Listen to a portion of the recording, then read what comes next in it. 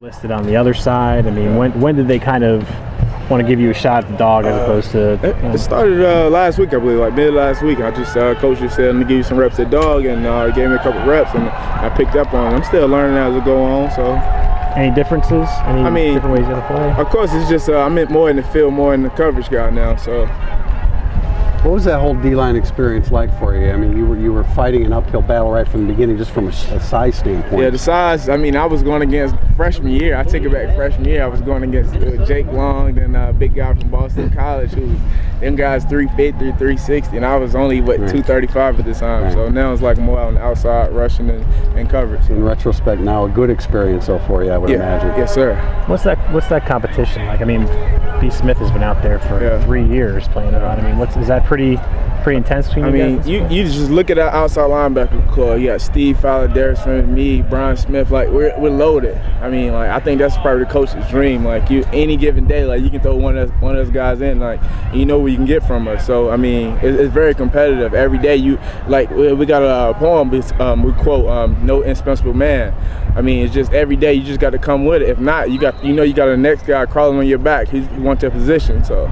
I'm sorry, what's that expression? No indispensable? Yes, no indispensable man. Yes, sir. So what's the difference between feeling like if you're maybe the guy who's running with first team, there's people coming up after you, but also the understanding that everyone's going to play? Yeah. Like BK just said, so is there like a balance there? You want to be the guy? It is. Like you want to be the guy, but you know though, like if you get tired, it's not going to be a drop off for the next man come in. It may be even better. So that's how it is.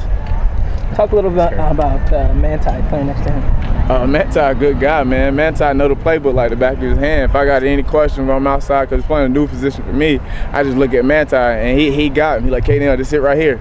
I mean, he's fun to play with, young guy, experienced, fast to the ball. So, yeah, Manti, a great player.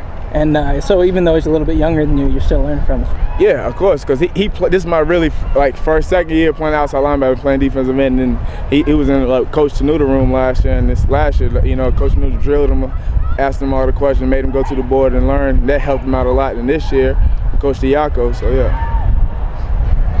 Kerry, having moved around, like you said, from defensive end and outside linebacker, are you glad that you kind of settled in now? Yeah, it feels good.